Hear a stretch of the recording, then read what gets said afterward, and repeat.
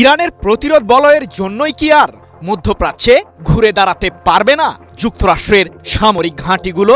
কারণ পারস্য উপসাগরীয় অঞ্চলে থাকা মার্কিনীদের মূল সামরিক কাঠামোকেই গুঁড়িয়ে দিয়েছে তেহরান। এমনকি পুনরায় যুদ্ধ শুরু হলে ইরানের প্রতিরোধমূলক হামলার পরিধি মধ্যপ্রাচ্যের বাইরেও ছড়িয়ে পড়বে বলে হুঁশিয়ারি দিয়েছেন দেশটির সর্বোচ্চ ধর্মীয় নেতার জ্যেষ্ঠ উপদেষ্টা মোহসেন রেজাই। কিন্তু মার্কিনীদের বিরুদ্ধে কিভাবে এমন শক্তি প্রয়োগ করবে ইরান? যদিও যুক্তরাষ্ট্রের প্রেসিডেন্ট ডোনাল্ড ট্রাম্পের দাবি ইরানের কাছে আছে আর মাত্র 22% মিসাইলের মজুদ। তবে আসলে এই সংখ্যা কতটা? প্রশ্ন হলো, নিজেদের সাম্রাজ্যকে ঘিরে টানাপোড়েনে থাকা যুক্তরাষ্ট্র কি মধ্যপ্রাচ্যে আর উত্তাপ ছড়াতে পারবে?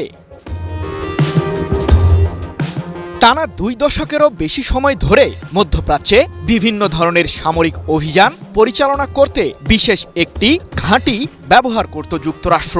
কাতারে অবস্থিত আল উদেইদ সামরিক ঘাঁটিটি পারস্য উপসাগরীয় অঞ্চলে থাকা মার্কিনীদের সবচেয়ে বড় সামরিক স্থাপনা। এখান থেকে মার্কিন কেন্দ্রীয় কমান্ড সাম্প্রতিক সময়ে ইরানের বিরুদ্ধে আগ্রাসন ছড়িয়েছে।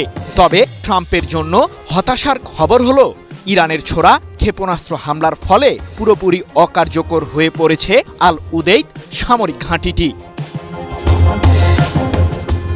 জানা গেছে, সাম্প্রতিক যুদ্ধের প্রথমার্ধেই কাতারে অবস্থিত মার্কিন ওই সামরিক ঘাঁটির কম্বাইন্ড এয়ার অপারেশন সেন্টারকে লক্ষ্য করে দফায় দফায় মিসাইল হামলা চালায় ইরান, যার কারণে মারাত্মক ক্ষতিগ্রস্ত হয়েছে আল উদেইদ সামরিক ঘাঁটির মূল স্থাপনাটি।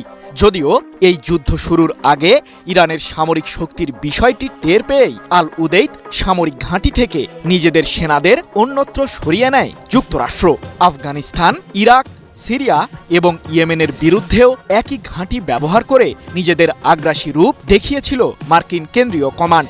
তবে ইরানের সফল হামলার পর বিশ্লেষকরা দাবি করেছেন যে এই যুদ্ধের সাহায্যে মধ্যপ্রাচ্যে থাকা যুক্তরাষ্ট্রের মূল ভিত্তিকেই নড়বড়ে করে দিয়েছে তেহরান।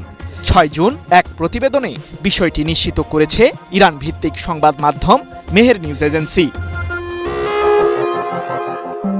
এদিকে পশ্চিমা সংবাদ মাধ্যমগুলোর দাবি, সাম্প্রতিক যুদ্ধে মধ্যপ্রাচ্যের 8টি দেশে থাকা যুক্তরাষ্ট্রের কমপক্ষে 20টি সামরিক ঘাঁটিকে ধ্বংস করেছে ইরান।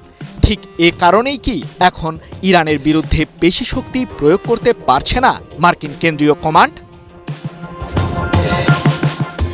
ইসরায়েলের প্রধানমন্ত্রী বেনিয়ামিন নেতানিয়াহুর উস্কানিতে সাড়া দিয়ে ইরানের বিরুদ্ধে হামলা চালিয়ে যেন নিজের বিপদ নিজেই ডেকে এনেছেন ট্রাম্প। তাই তো সম্প্রতি